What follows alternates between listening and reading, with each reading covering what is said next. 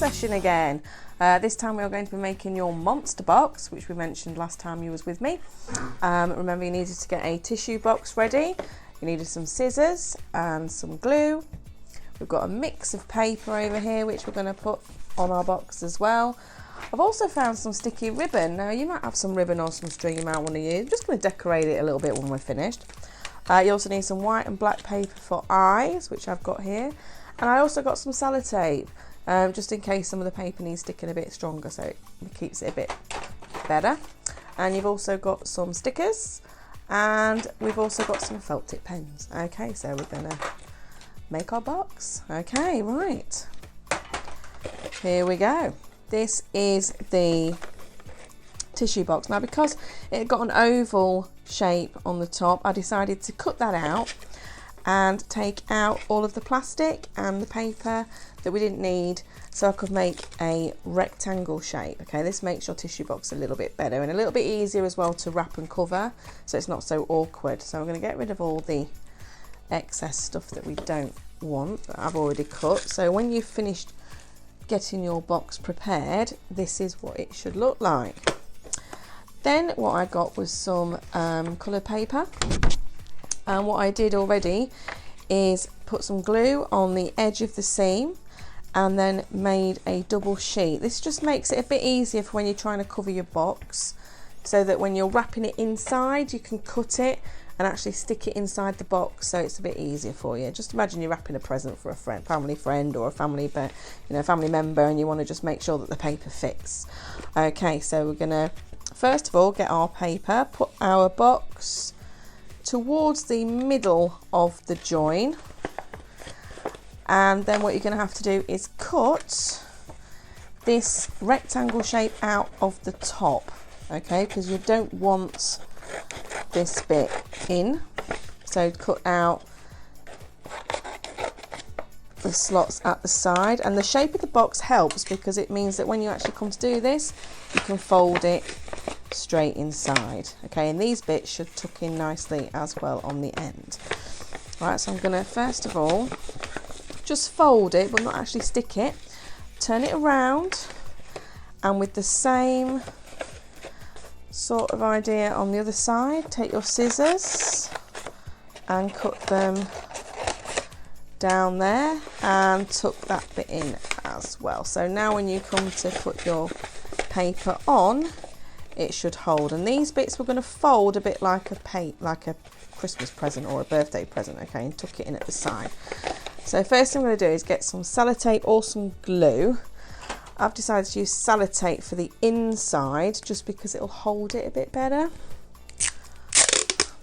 Okay, so here's my tape. And just on the, if I turn it on its side, it's easier for you to then tape the paper in. All I'm going to do is at both edges. All right. I'll find the tape again. I stick it down on the table so you can find the end when you want to use it next. And push it down so that it actually sticks, and then move it round so that side's already stuck inside, and then come and do this side. So put it flat again and find the end of your tape. Excuse me if it's a bit loud near my microphone there.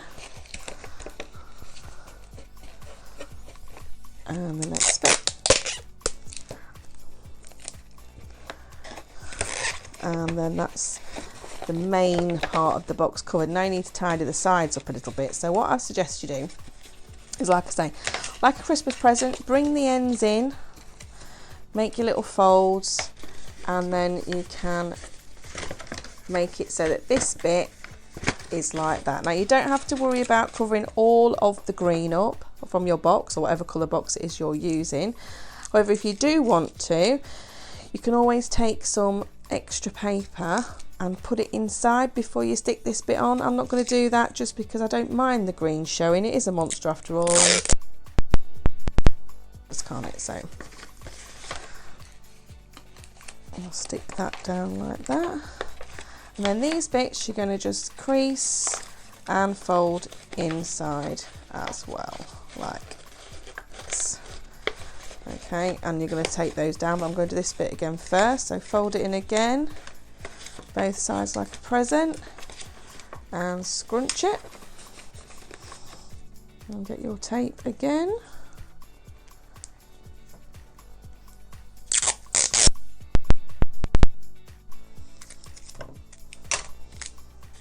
And tape it to the box. And then you can scrunch these sides in a bit more like this. Okay, right, now I'm going to tidy him up a little bit now to make sure that he stays stuck down nicely. And start putting the other bits on. We don't want parts of our monster to come off. You can always tape around the front of him as well, and around the sides, just to hold it all in place.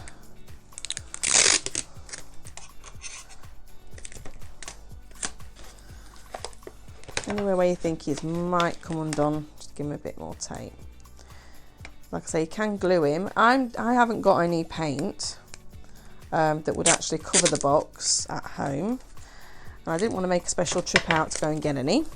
But if you have got paint at home, then you could always paint your box before you start this video, and then it is all ready to go. Right, so that's our monsters completely covered at the back, and he's kind of covered at the front, and we're going to make him look more like a monster now. So we'll put him to one side for the time being, and we're going to get our white paper, and we're going to make some teeth. So I'm going to measure on my box. I think this bit of paper is pretty much the right size, so I'm going to cut a bit of paper going across there. And then to make his teeth, obviously we've got to do some zigzags. So just cut some triangles out. You can make his teeth as big and as far as wide apart as you want.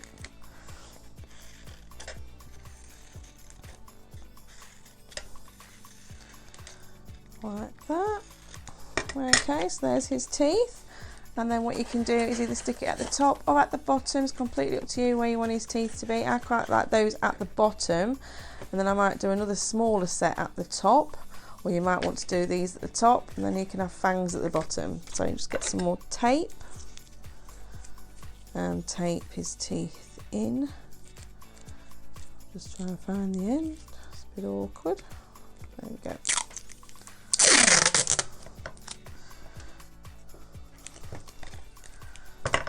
Right, now I'm going to save these teeth because I might use those, the little triangles that I've cut out. Now, let me have a look. I'm going to fold this bottom edge over like this, and that is the piece that is going to be stuck to the bottom of the box. Okay, so the best idea to do that is to have your box stood up. I know you can't see it very well at the moment, but once I have got it stuck on, I will show you how it looks. So turn your box this way now, and then you can stick his teeth on like so. And as you can see, they do actually stick up quite well. So there's his bottom teeth ready to go. Now then, he of course needs to be able to see. So what I will do before I stick his top teeth on, just to see how much space I've got, is to do his eyes. Now what I've done here is I drew around a bottom of a yogurt pot to get the circle shape, and I cut them out. And then, like I did with the other day, if you saw my other video where I made these flower centres for my paper flowers, I cut a circle out, and then I said if you use some crinkly scissors you can also cut around the edge to make the edges, or you could fold it in half and then do your little shapes if you wanted to. So this is what I have done. So now I'm going to put my eyes on. So I'm going to use glue for putting the black on the eyes first. And then find the middle of my white circles. And on they go, and can you see how great they look? Really big eyes. Okay, so you want to try and make, you can put googly eyes on if you've got any googly eyes. Now these want to be standing on top, and in order to do that, I thought if I get some card, the same colour as the paper I've already wrapped around the edge, cut a strip off. Now what you can do is bend that back, and just like I did with the teeth, you could stick that to the top like so. We'll use tape again just to make sure it stays on. It's also a lot quicker to show you how to make the video as well.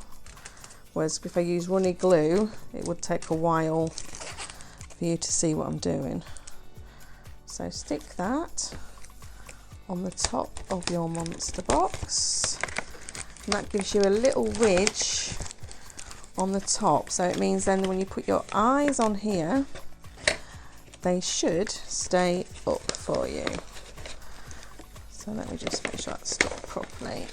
There we go. Because I'm using sellotape, you have to make sure you really press down.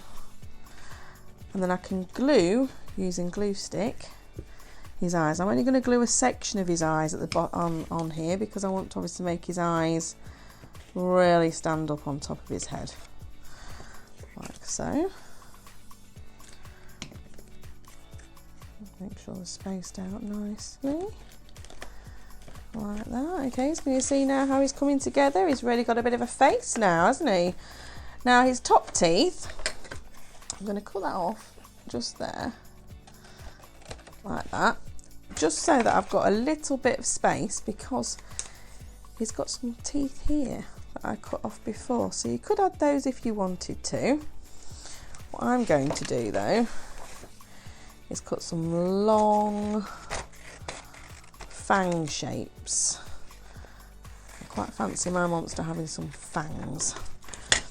So they actually come down over his bottom teeth as though he's got really snarly. And when you put your tissues in this box, the teeth should hold the tissues in, because I quite like him to be on a shelf, which is why I'm going to give him legs, which is the next bit of the video that I'll show you. So there's one fang. And then I can use this one, but I need to make it a little bit shorter. Always try and use all your paper that you've cut off. Don't like to waste any. And then glue his other fang on over here. Ooh. Just make sure it's not going to pop off on that bit. I want it inside. I don't really want it on the outside. Okay, obviously as he dries, he will stick quite nicely. So there's his fangs. Okay, now because I want him to sit him on a shelf, I want him to look like this, but I'd also like him to have some legs, I reckon. So I'm going to make him some legs. So if I put him to one side for a minute, I'm going to give him green legs. And in order to do his legs, what I thought I'd do is if I cut a strip, I don't want him just to have like long legs hanging down. Be a bit boring. So what I thought I would do is fold his legs. Let me just get rid of that glue there. Fold his legs in like a fan.